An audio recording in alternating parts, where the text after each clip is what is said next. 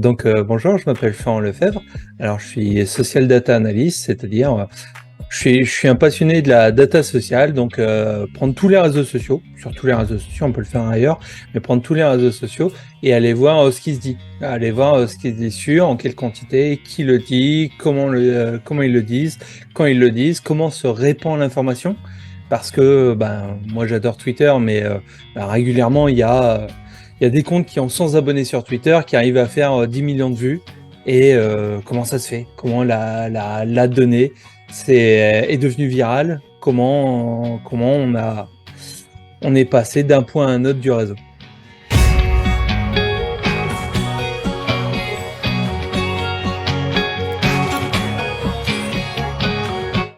Un social data analyst est un professionnel spécialisé dans l'analyse des données sociales, notamment des données générées sur les médias sociaux et d'autres plateformes en ligne.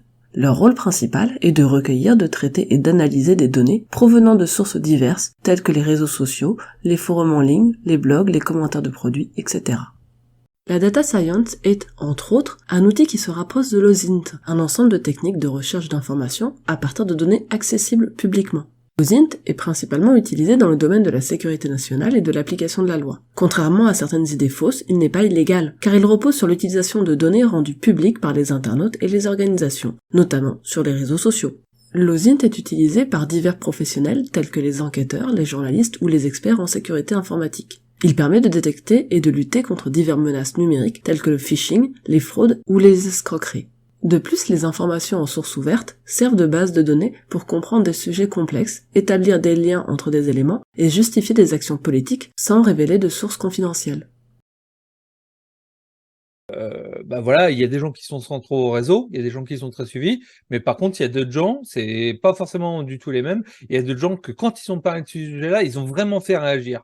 Ils ont vraiment fait bouger les choses. Les gens ont vraiment relayé, ont vraiment apprécié ce qu'ils ont dit. En l'occurrence, voilà, je parlais de Le Monde ou Le Figaro. La plupart du temps, les journaux sur les réseaux sociaux, ils font très peu réagir, entre guillemets. Les seules fois où ils font faire réagir, c'est quand il y a notre compte, un influenceur et tout ça, qui a dit regardez, ils ont dit ça, c'est pas bien. Ou alors regardez, ils ont dit ça, c'est bien et ça permet de taper sur sur la faction ennemie, entre guillemets. D'accord. Et Peut-être parce que les journaux, en général, je parle pas de tous les journaux, mais en général, les journaux sont plus modérés dans leurs propos, sont moins dans le sentiment, dans le sensationnel. Alors, il y a un petit peu de ça, il y a un petit peu de ça, mais même sans le côté sensationnel, voilà, on est sur YouTube. Même si on parle des vulgarisateurs, pour relayer un message sur les réseaux sociaux, en fait, il faut que ça soit un message qui nous touche, qui nous plaise, et venant de quelqu'un qu'on aime, qu'on a envie de soutenir. Et en fait, la plupart du temps, même pour les entreprises, quand le PDG va dire un truc, ça sera plus relayé par les partisans de cette personne que l'entreprise qui dit exactement la même chose. Et il y a vraiment ce côté, se sentir qu'on n'est pas juste en train d'amplifier une pub, on n'est pas juste en train de faire de la pub à quelque chose. On Et soutient une personne, quoi. ouais, Humain, il y a un d'accord. humain derrière. Et les marques qui marchent le mieux, c'est les marques qu'on a l'impression qu'il y a un humain derrière. Ce qui est vrai, il y a un CM, et c'est un CM qui est payé, qui fait son job. Et donc ça c'est vachement important. Et le côté sensationnaliste, c'est un peu la plupart du temps, il y en a pas besoin. Il y a des posts, il y a des posts qui font des top tweets ou qui vont dans les tendances Twitter et qui sont purement factuels. On prend des gens comme des défacateurs et tout ça, ils sont pas connus pour essayer de faire du sensationnalisme, pour essayer de dire des dingueries, pour faire agir leur camp, pour dire ouais, ça c'est de la merde. Mais c'est des gens, on a envie de leur faire confiance, on a envie de les mettre en avant. Mais par contre, on va surtout les relayer quand ils vont dire quelque chose qui vont permettre de taper sur un ennemi en commun. Ça, c'est il y Oui. a quand même ce côté assez factieux, et ça, c'est le cas de tous les réseaux sociaux. Du coup, moi, je t'ai contacté. Bon, on se connaissait déjà, vu qu'on a déjà travaillé Ouais. ensemble, mais je t'ai contacté parce que tu as fait une carto concernant la biodynamie. Et forcément, nous, on entend parler de biodynamie, les sceptiques, tout de suite, ça nous intéresse.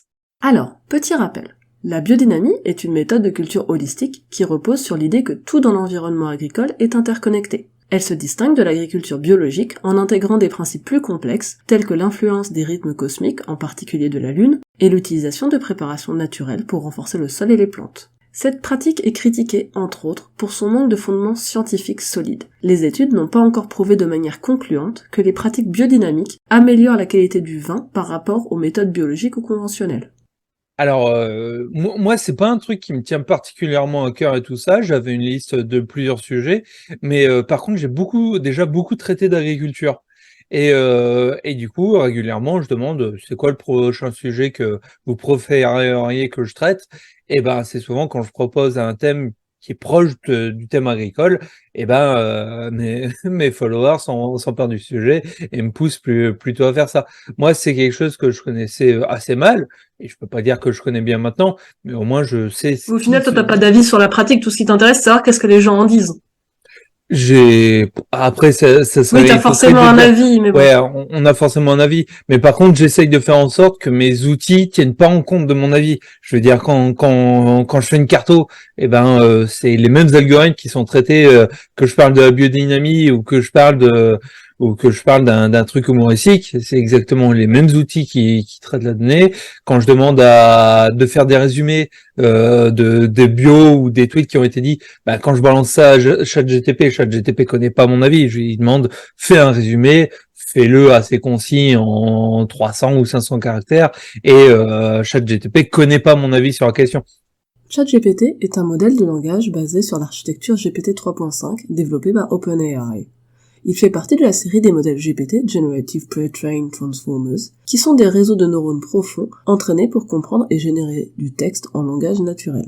ChatGPT a été conçu pour effectuer des tâches de traitement de langage naturel, telles que la génération de texte, la traduction, la réponse à des questions et bien d'autres encore. Ce modèle a été entraîné sur une vaste quantité de textes provenant d'Internet, ce qui lui permet de comprendre et de générer du texte dans de nombreuses langues et sur une variété de sujets. Il a été optimisé pour produire des réponses informatives et cohérentes. Il trouve des applications dans divers domaines, de l'assistance à la rédaction à la fourniture de réponses informatives, en passant par la traduction de langue. Et du coup, en tout cas, ce genre de logiciel bien, ce genre d'IA avec des gros guillemets, ce qui fait très bien, c'est comprendre un langage. Comprendre, enfin, pas qu'il fait des raisonnements derrière, mais comprendre les mots, faire des résumés, ça c'est quelque chose qu'on peut lui demander qui fait extrêmement bien. On lui balance la donnée, on lui balance un texte, fais-moi un résumé, ça marche extrêmement bien.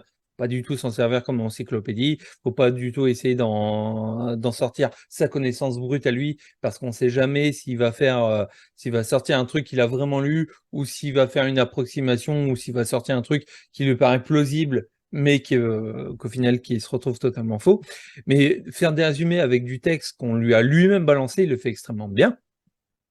Et ça me permet voilà, d'avoir des petits résumés des communautés qui sont, je veux dire, qui prennent pas en compte mes Je propres sais que tu biais. parlais d'algorithmes et puis aussi de ChatGPT. Est-ce que tu peux nous dire comment tu Ouais. as procédé globalement en général et puis comment tu as procédé pour la biodynamie? Parce que je crois que tu as fait un petit peu différemment vu qu'avant tu faisais pas spécialement appel à ChatGPT.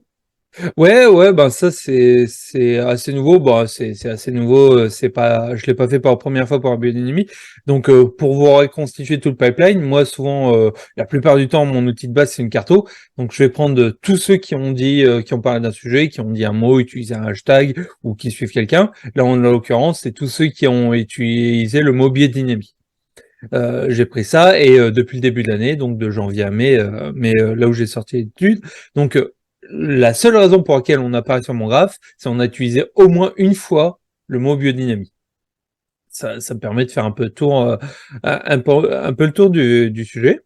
Et après, donc ça me fait des points, ça me fait des points sur ma carte. Et après, ce qui m'intéresse, moi, de toute façon, ce qui m'intéresse dans le réseau social, c'est le côté réseau. C'est le côté, on s'en fout qu'un truc qui est fait 100 000 tweets, 100 000 machins. Mais ce qui est intéressant, c'est de voir, il y a un groupe sur un côté de gens qui se parlent entre eux, qui se suivent entre eux, qui relaient les mêmes choses. Et ben, ce groupe-là, ça forme quelque chose d'uni. Et moi, je vais l'examiner comme étant quelque chose d'uni. Là, en l'occurrence, pour ma manière de former les groupes, c'est je regarde les RT en commun. C'est-à-dire, quand deux comptes, quand le compte A a RT le compte B, bah, je vais faire le compte A une flèche vers le compte B. Ils ont un lien, un gros lien entre eux. Et quand le compte C a aussi RT le compte B, bah, je vais faire que A et C, qui ont un petit point commun, ils ont relié la même chose, et ben ils ont un petit lien entre eux. Avant, Ok. je faisais directement qui follow qui, mais depuis tous les changements de Twitter, je peux toujours le faire, mais c'est devenu beaucoup plus long et compliqué, alors que les RT, on peut facilement le faire. Donc, en gros, je regarde quelles sont les sphères qui ont des RT en commun.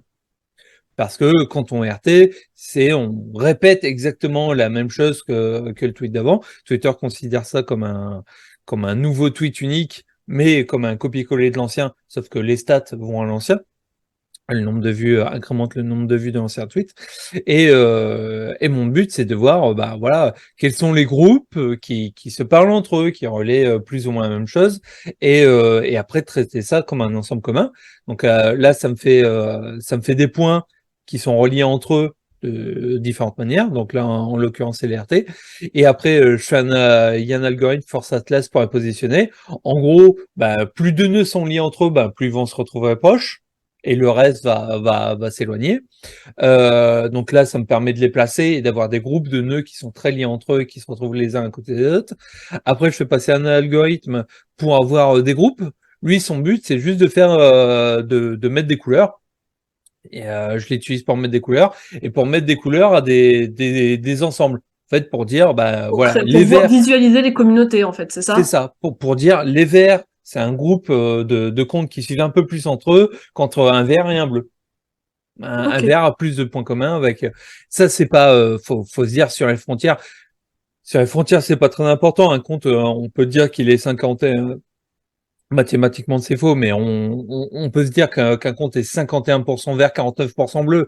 Je veux dire, c'est pas ça la question. Mais en tout cas, bah voilà, les verts sont un peu plus liés entre eux. Et après, je peux traiter les verts comme un ensemble commun, lié sur un sujet, et essayer de voir pourquoi ces comptes se suivent plus entre eux ou se RT plus entre eux. Ok. Et là, en l'occurrence, j'utilise après pour donner une importance plus ou moins grande au point, pour pas qu'un bot ait la même taille, la même importance que Libération, Le Monde ou n'importe quoi. Et ben, j'utilise deux manières. Soit j'utilise donc pour leur donner une taille sur un carton, soit j'utilise un algorithme de PageRank. Donc un algorithme de PageRank, c'est en gros, euh, il va mieux noter un compte qui sera très suivi et suivi par d'autres comptes importants. En gros, vaut mieux être suivi par Libé, Le Monde et Le Figaro qu'être suivi par 1000 bots. Alors, il y en a, disons qu'il y en a quatre majeurs et deux qui sont un peu plus à examiner de près. Parmi les quatre majeurs, personne n'aime la biodynamie. Donc, je ne vais pas dire pourquoi et tout ça. Mon but, c'est pas de voilà, vraiment parler de ce qui se passe autour de la biodynamie, mais en tout cas, les quatre communautés, apparemment, personne n'apprécie la biodynamie. Donc, il y a les Verts qui sont une communauté, ben voilà, plutôt journaliste science, mais un peu plus très vulgairement de gauche, un peu plus sur le côté écologie, un peu plus sur le côté social, qui parlent pas mal de ces sujets-là et que ces sujets-là reviennent le plus dans leur biographie. Voilà, eux, quand ils parlent de boulimie, ils parlent de pseudosciences, de dérives sectaires, de charlatanisme. Voilà, c'est vraiment ce qu'ils disent sur le sujet. Et les autres communautés, quelle que soit leur orientation, c'est ce qu'ils disent aussi un peu. Il y a il y a les bleus. Les bleus, c'est plutôt une côté, les bleus et le rouge, c'est plutôt une côté sur, voilà, sur, entre guillemets, sur un zététique, il y a le comité citoyen du web, sur la science, sur un côté un peu libriste, internet libre, voilà, ce genre de choses, partie pirate. Donc les bleus et les rouges, c'est plutôt les sujets qu'ils traitent. Et pareil, en fait, quand ils parlent de biodynamie, ils parlent énormément d'anthroposophie, en fait. Ils parlent moins du côté, ben voilà, des pratiques de la biodynamie que juste de parler du côté, ben voilà, la biodynamie, c'est lié à l'anthroposophie, et ils disent que c'est une dérive sectaire, et ils parlent de tous les scandales autour de l'anthroposophie, de Rudolf Steiner, de tout ce genre de choses, plutôt que parler de la biodynamie en elle-même. Alors, autre petit rappel. La biodynamie est étroitement liée à l'anthroposophie, un courant ésotérique et philosophique développé par Rudolf Steiner au début du XXe siècle et souvent accusé de dérives sectaires. N'existant pas de définition officielle d'une secte en France, l'anthroposophie n'a pas été désignée comme telle par l'organisme chargé de surveiller les sectes. Cependant, certains de ces aspects suscitent des inquiétudes. Par exemple, la médecine anthroposophique a été critiquée pour son manque de validation scientifique et les écoles Steiner ont été examinées en ce qui concerne la transparence de leurs références doctrinales et le respect de la laïcité. Et c'est ces deux communautés qui sont très liées entre elles, qui sont très liées entre elles et qui parlent plutôt de ce genre de sujet. Et après, il y a les violets qui sont plutôt, comme je le disais, qui sont plutôt sciences, mais sciences pour parler d'agriculture conventionnelle, d'énergie, de nucléaire, de médical. Et eux, ils ont plutôt deux pôles. Enfin, il y a plutôt ceux qui parlent de biodynamie, de sciences des ésotérismes, et aussi certains qui parlent un peu plus des pratiques autour de la biodynamie. Donc, par exemple, ils ont critiqué le soutien de l'INRAE à la biodynamie. Là, c'est ce que dit ChatGPT en l'occurrence. Il me semble que c'est parce que l'INRAE refaisait une étude sur est-ce que la biodynamie c'est efficace ou pas. Donc voilà, c'est ChatGPT a résumé ça comme ils font un soutien, mais eux ils critiquaient qu'il y avait encore une étude pour parler de la biodynamie alors que pour eux on savait déjà que ça marchait pas. Donc il va un peu plus dans le côté technique et agricole de la chose, ce qui est normal étant donné qu'ils sont composés de beaucoup d'agriculteurs. Après il y a deux autres communautés. Qui apparaissent. Il y a une communauté qui est collée au violet. Et il y a une communauté, en fait, c'est aussi une communauté agricole et plutôt autour de la vigne. Et en fait, c'est des gens qui sont beaucoup plus mesurés autour de la biodynamie, qui est beaucoup plus mitigé. Et il y en a beaucoup qui ont parlé de la biodynamie, juste pour dire, j'ai eu ma certification, je le fais. J'ai fait de la biodynamie et tout ça, j'ai ma certification, je vends du vin avec le label biodynamie, mais par contre, c'est pas des comptes qui sont très promoteurs de ça. Voilà, c'est juste Donc ça, mais c'est du coup, les comptes en bleu ciel. c'est comptes en bleu ciel, donc il y en a pas beaucoup. Il y a sûrement pas mal de comptes en violet qui font aussi parmi de ça, mais les comptes en bleu ciel qui ont parlé de la biodynamie, qui parlent vraiment que du vin et qui ont dit j'ai mal à la certification de vin qui respecte les labels biodynamie, bah voilà, ils apparaissent là. Et après, il y a les comptes rouge foncé, qui là est une communauté qui est vraiment une communauté qui est exclue, qui est extrêmement peu suivie, avec des comptes extrêmement peu suivis. Par contre, c'est des comptes qui Bah, parlent. on voit qu'ils sont très éloignés des autres, en fait, sur la Ouais, cartographie. Il y a vraiment un grand espace. Les autres se touchent, alors qu'eux, ils sont ouais, vraiment à l'écart, quoi. ouais, on va dire que la gauche et la droite, que l'agriculture et la conventionnelle, et les comptes qui rejettent l'agriculture conventionnelle et qui sont plutôt dans la paysannerie et tout ça, et ben ces deux factions ont beaucoup plus de liens entre eux que les comptes qui tournent vraiment autour Là, c'est plus que la biodynamie, c'est vraiment l'anthroposophie. Et qui sont vraiment des comptes qui sont extrêmement peu suivis, qui sont extrêmement peu RT et Mhm. en fait, qui se RT extrêmement entre eux. Il y a vraiment un côté de cercle fermé, de tout petits comptes, et dont certains de ces comptes font presque que RT les copains. Donc Oui, c'est là, une petite communauté, mais très liée entre elles, quoi. une petite communauté est extrêmement petite. Là, on parle de quelques dizaines de comptes et extrêmement liées entre elles, et dont des comptes, pour aller savoir qui est RT qui, en fait, je prends les 200 derniers tweets, et dont des comptes sur les 200 derniers tweets, il y en a plus de 160, c'est juste des RT d'un copain. Ce qui voilà, est pas du tout un comportement naturel. Je veux dire, la moyenne dans les autres communautés, on va de 15 à 30 RT de copains. Quand on est à 160, c'est vraiment quelque chose qui est une aberration par rapport au reste, et dont des comptes voilà, qui font quasiment que ça, que des RT, et dont des comptes qui parlent quasiment que de ça. Donc il y a vraiment, ils sont centrés sur ce sujet-là, ils font que ça, et voilà, il y a vraiment le côté, je dis pas que c'est un réseau de bots, mais quand j'étudie des réseaux de bots, ça ressemble vraiment à ça. Là, on a vraiment à se faire à l'exemple typique d'une sphère qui se disent qui sont majoritaires ou presque, et qu'ils ont mis le même Ils sont dans drapeau leur bulle de d'ennemi. filtre, en fait. Ouais, ben, bulle de filtre et aussi, il y a tout un côté, je veux dire, et on voit ça pour pas mal de communautés complotistes, pas mal de quelque chose. Il y a tout un aspect, on resserre des rangs, on est super liés entre nous. Et du coup, on a l'impression qu'on est nombreux parce que on fait, eux, c'est pas leur cas, mais pour les autres, pour d'autres communautés complotistes, bah, qui font régulièrement 5000 RT, mais qui se rendent pas compte qu'ils font 5000 RT juste parce que eux-mêmes ils sont extrêmement engagés, mais ils sont aussi extrêmement peu nombreux.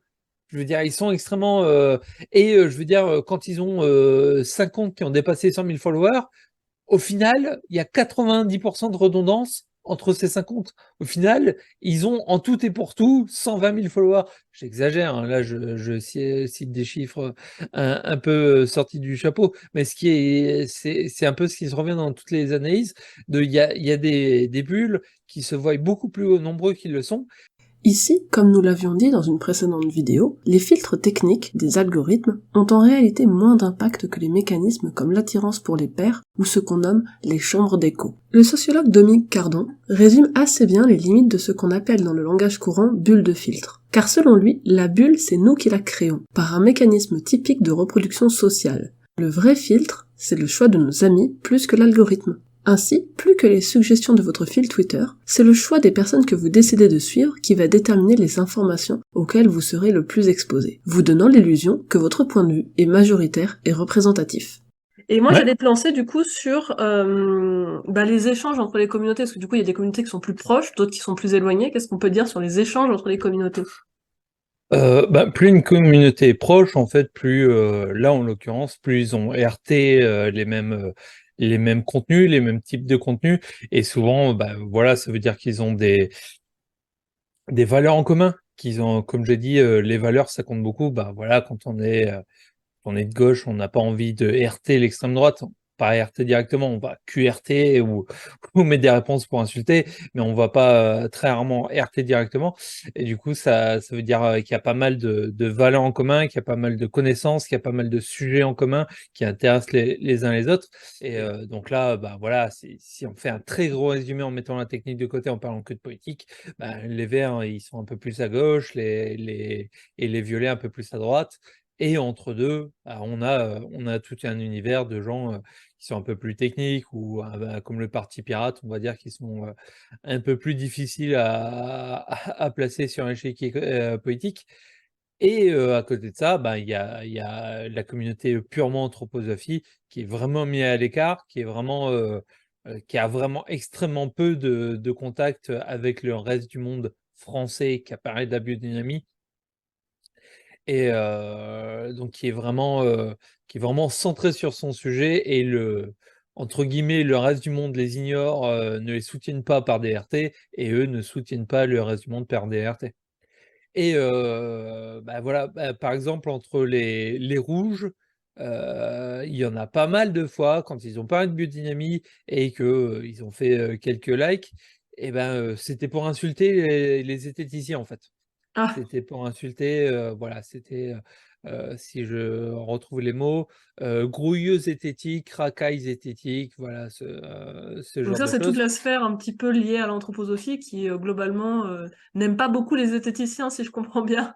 Voilà, en tout cas, ces comptes-là, de cette bulle-là, il y a peut-être des gens, qui aiment l'anthroposophie, qui sont totalement intégrés au réseau, mais en tout cas, cette sphère qui est extrêmement déconnectée du reste, et apparemment, ils aimaient extrêmement peu, les zététiciens. Et visiblement, le reste du monde le rendait bien, hein, parce que les communautés, les bleus et les rouges, qui comptaient pas mal de zététiciens, et aussi beaucoup de monde que les rouges insultaient de zététiciens alors qu'ils en sont pas du tout. Et par exemple, tout le Parti pirate, apparemment, enfin, des membres du Parti pirate, je ne sais pas si c'est le parti en lui-même, mais des membres du Parti pirate avaient parlé de biodynamie en mal, et les comptes d'anthroposophie ont pas arrêté de leur dire de les insulter en disant, racailles zététiques et ce genre de choses. Et la zété et ces sphères-là répondaient, si je reprends le résumé ChatGPT, certains considèrent la biodynamie comme du bullshit, du n'importe quoi et ils remettent en question l'efficacité et blablabla donc c'est extrêmement négatif et en fait toutes les communautés, mis à part les bleus ciel qui font pas trop parler d'eux et les du coup les rouges foncés, toutes les communautés critiquaient la biodynamie, voire critiquaient directement les rouges, les comptes en eux-mêmes qui a eu des insultes, comme quoi il y avait du harcèlement, comme quoi il y avait des comptes, des gens qui faisaient du multi-compte, une personne qui avait, plus d'une dizaine de comptes juste pour aller, insulter les gens et ce genre de choses. Donc il y a vraiment une sphère, c'est assez drôle de voir que la sphère, agriculture, plutôt paysanne et agriculture conventionnelle étaient bien d'accord sur leurs opinions concernant la biodynamie. En tout cas, des courants forts qu'on voit passer et que j'ai montré dans le carto.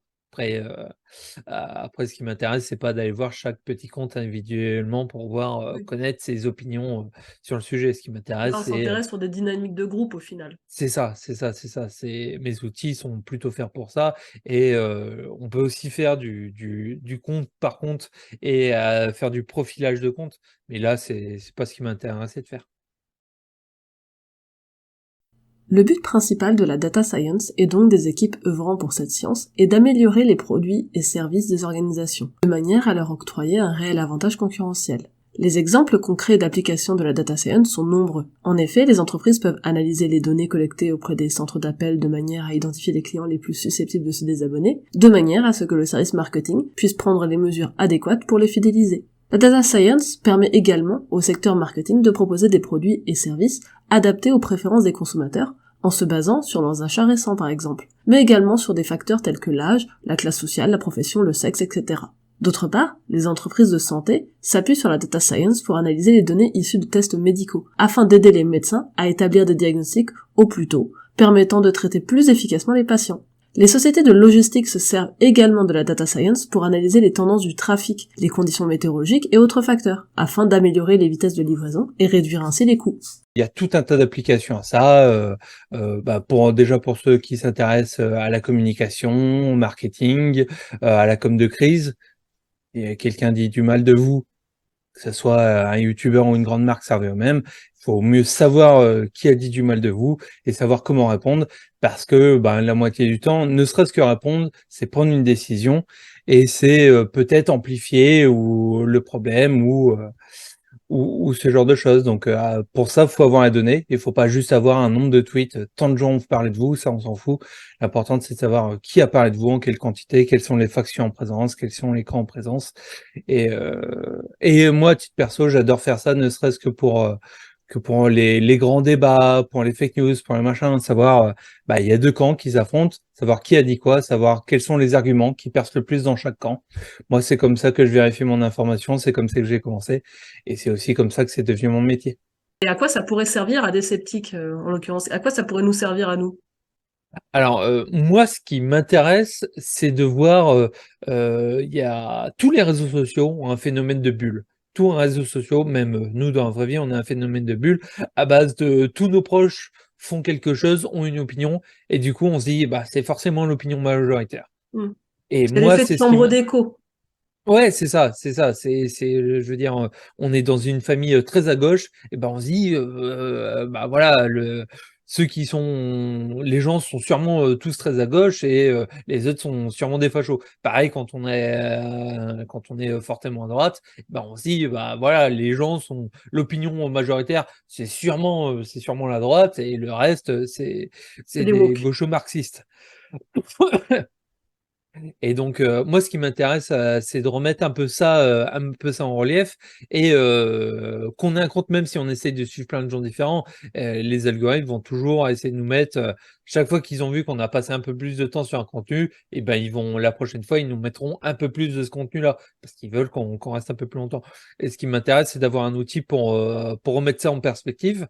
Donc là, par exemple, j'étais pas conscience, moi personnellement, je pensais qu'il y aurait beaucoup plus de comptes pour soutenir la biodynamie. parce que c'est quelque chose qu'on sait que, ne serait-ce que d'un côté marketing, qui marche assez bien. Je veux dire, Oui, on s'il a y de a pas plus en mal plus l'impression d'en voir partout au final. en tout cas, il y a pas mal de vignerons qui font, qui passent le label parce que, de manière marketing, ça marche assez bien et au final, sur les réseaux sociaux, enfin, ils sont, extrêmement peu présents sur les réseaux sociaux. C'est même, quand on regarde la communauté rouge foncé, la communauté en protobosophie, bah, ils s'en plaignent même que les grands comptes, industriels autour de la biodynamie, et ben, prennent pas les réseaux sociaux en main. Et du coup, ils sont extrêmement peu présents. Donc ça, c'est, moi mes cartos montrent, je veux dire, la vérité de ce qui se passe sur un réseau social, mais ce qui se passe sur le réseau social n'est pas forcément représentatif du monde, hein. Il y a le biais par réseau social et par machin. Et là, on voit, vraiment qu'ils sont extrêmement peu présents sur les réseaux sociaux, qu'il y a, si on parle du sujet, et ben, on risque d'avoir 10 personnes dans les mentions, et c'est peut-être 10 fois la même personne, qui a 10 comptes différents, des comptes suivis des comptes, qui ont chacun 10 ou 20 followers. Donc voilà, c'est extrêmement peu représentatif de l'univers des réseaux sociaux. Donc moi, voilà, moi, pour savoir ce qui se dit vraiment sur les réseaux sociaux, sans voilà, juste prendre en compte que les comptes que moi je suis et ce que j'ai l'impression de voir, ben voilà, moi, ça m'a apporté pas mal sur ça.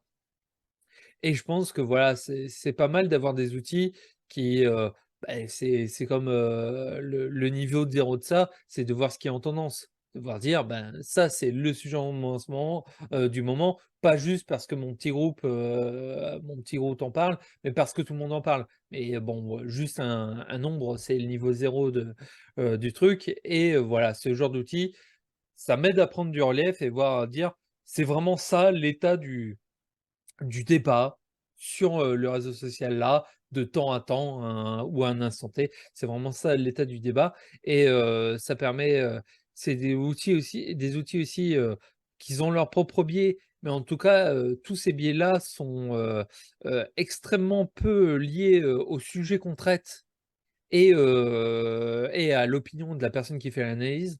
Moi, c'est aussi quelque chose que j'apprécie fortement parce que, ben, voilà, j'aime bien, des fois, on me demande des analyses sur des sujets qui sont pas dans ma langue.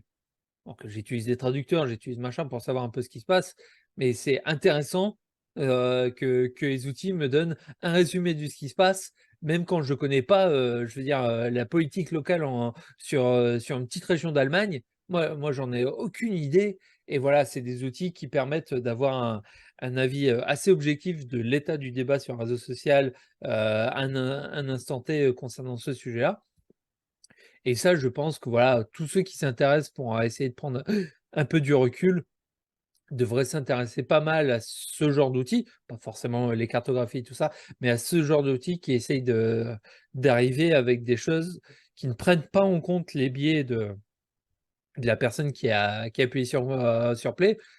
Le seul biais, c'est un biais méthodologique de qu'est-ce que tu veux voir sortir? Je veux dire, si tu prends le nombre de likes, c'est pas la même chose que si tu prends un nombre de RT, parce que les 2 veulent ou de QRT, parce que toutes ces choses-là, à chaque fois, ça montre quelque chose de différent. Je veux dire Peut-être simplement, bah, nous, quand on travaille sur bah, tout ce qui est diffusion de l'information et surtout de la fausse information, aussi voir comment ça se ouais. propage, comment lutter contre. Moi, ce qui Ah, m'intéresse, totalement. c'est j'ai commencé à faire ça parce que je me suis dit: «Je ne peux pas connaître la vérité». À une époque, j'allais à chaque fois que je voyais un truc, j'allais lire les articles scientifiques derrière, ça me prenait énormément de temps et à la fin, j'étais pas sûr que les articles tenaient debout parce que j'ai pas les compétences. Mais ce qui m'intéresse, c'est qui a dit quoi et pourquoi. Il y a des camps, il y a des camps, ben, je vais plutôt parler de Twitter parce que là, c'est là où j'ai le plus d'études publiques, dans lequel je peux parler facilement. Bah, il y a des camps qui, dès que ça plaît à un narratif, et ben, ils relaient l'information, ils l'amplifient et ils font que tout le monde la voit.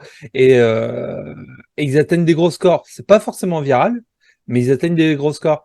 Et bah, par exemple, il y a des camps, dès que ça va un peu dans le sens pour féliciter les Russes, et ben, ils relaient quelle que soit la source d'information, quel que soit d'où ça vient, comment c'est dit, ben, ils vont se faire relayer. Et donc il y a des petits comptes à 100 followers qui disent des choses.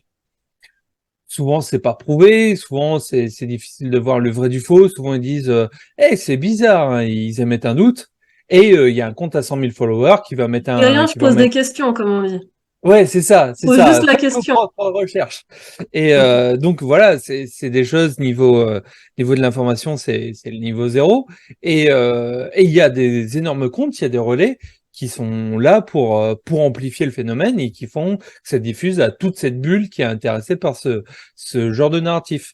Et la plupart du temps, sans rajouter de preuves, on n'en sait pas plus qu'au début, mais par contre, tout le monde est au courant et tout le monde peut-être se pose la question, où tout le monde se dit pourquoi on relaie un inconnu que personne ne connaît, qui en est peut-être à son deuxième tweet et qui en est à son troisième compte parce que ses comptes sont supprimés en rafale, et pourquoi on le relaie alors qu'on n'a aucune preuve que ce qui est vrai, et c'est juste, hey, j'ai entendu dire de source sûre, mais sans citer aucune source et sans même qu'on sache qui est la personne. Ça pourrait être un bot, ça pourrait être n'importe quoi, mais c'est pas important. Et cette bulle-là veut relayer ce narratif-là, donc il renvoie l'information. Et donc on a ce côté bulle de filtre et ce côté différence d'engagement, et c'est le côté repli sur soi sur une communauté ultra engagée qui font qu'ils ont l'impression d'être extrêmement nombreux, et surtout ils ont mis le même drapeau d'ennemi à un peu tout le monde. Pour eux, si on les attaque, c'est qu'on fait partie de la même sphère, du même complot. Et vu qu'ils nous voient tout petits, et ben ils se disent c'est une petite bulle. Et on a ça dans les communautés extrêmement politiques. Je veux dire, si on regarde extrêmement à gauche, qu'ils ont tendance à se dire ben on est nombreux, qu'il y a un gros noyau flou, et que le reste c'est des fachos. Et exactement pareil à l'extrême droite, de se dire on est majoritaire, regardez nos scores et tout ça.